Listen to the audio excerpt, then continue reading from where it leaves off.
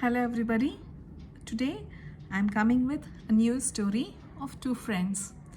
One person's name is Narayana and the other person is Samshuddin.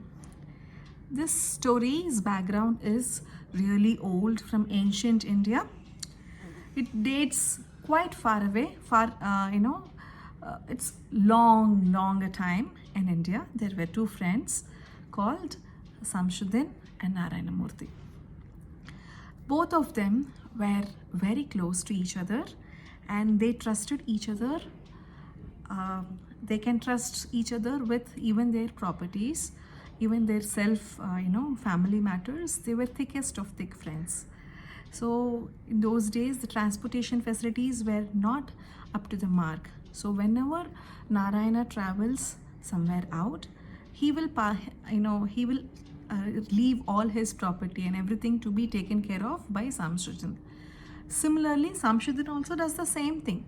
Whenever he goes somewhere else, he entrusts all these details with Narayana, and Narayana used to take care of it very diligently. Both of them were thickest of friends. They can't be even for a single day without talking.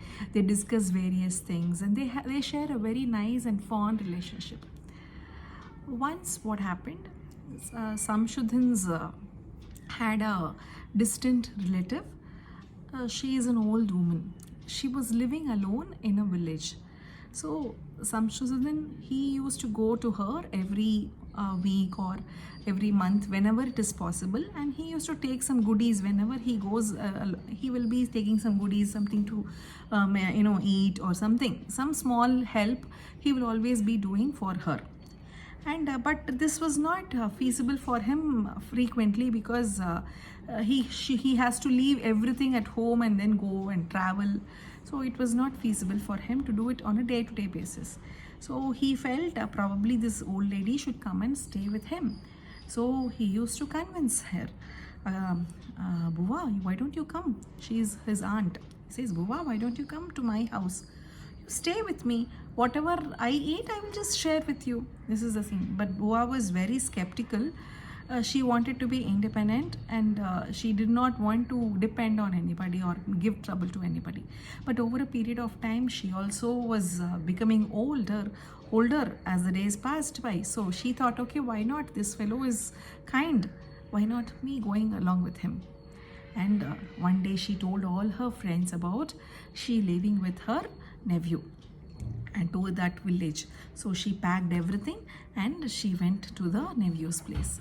Initially what happened, she was taken care of very well because the first few days were like the nice period where even the daughter-in-law, she wanted to make an impression over her and she used to take care of her very well. But over a period of time, what happened, Shamshuddin, the Buva had some property which she transferred to Samshuddin's name.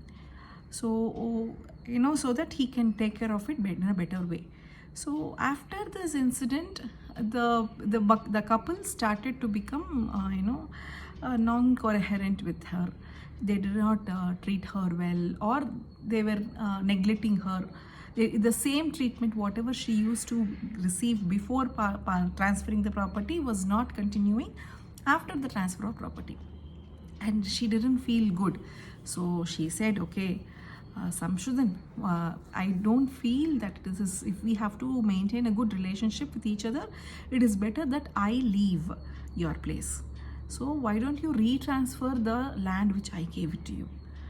But Samshuddin had already gifted it to his son-in-law, so he cannot take it back, and he was not interested in giving it back also. Once given, once taken, it's his things. So he feels, okay, whatever land you have given, I have taken care of you better than that also. So I need not give you anything. And if you want, you can stay here and enjoy whatever I give. But I can't give you anything back. And she felt betrayed. She spoke to her friends, and they were all like, you go to a nice person who can panchayat, you call the panchayat and you tell your problem in the panchayat. So the panchayat, there used to be this gram panchayat kind of thing where it is not completely a legal system. It was a legal system for that gram panchayat. So there will be some 10 renowned people, and whomever the person trusts, they can go and they can ask them to be the judge. Okay, so Narayana was one of the members of that particular panchayat. So what this Buva does is, she will go to Narayana and she will tell him, Narayana, see, this is what has happened with me and Samshuddin, so you should be the judge. But Narayana declines. He says, it is not correct. He is my close friend and there are chances that I become prejudiced. It is not right. Go select somebody else. But this lady was adamant and he said, I will not. But on the day of Panchayat, she says to everybody that I want Narayana only to judge my case, take my case. Samshuddin was very happy. Okay, this is going, my friend who is going to judge, and it will be favorable in favor of me. So Samshuddin is happy, and everybody was watching the case keenly, and Narayana goes and steps on that the seat which is given for to be the judgmental seat. There is a special seat under a big tree. People are gathered around the tree, and it's a big huge tree, and there is a big seat which is made up of rock, the judgment rock. It is called the judgment rock. So once Narayana went and sat over there, he thought, the first thing is not the friendship or whatever it is. It has to be the equality. It has to be the law is above everything. So when he heard the case from both the sides, it has been decided by him that Samshuddin should pay monthly allowance to this lady, old lady, how much ever the property, the value of property, accordingly it is as if he has taken it for rent, or it's a loan amount. So that amount has to be paid by Samshuddin. And how is he going to pay it? He is going to pay it to the panchayat. He need not see this lady, because there is the chances of insulting her should not arise. So Samshuddin should come to this place and to the panchayat and pay there and leave by the 5th of every month within the date. And the lady can come every month and collect it and go. She can lead a life which she pleases. That was the judgment. Now Samshuddin was really cross with this kind of judgment.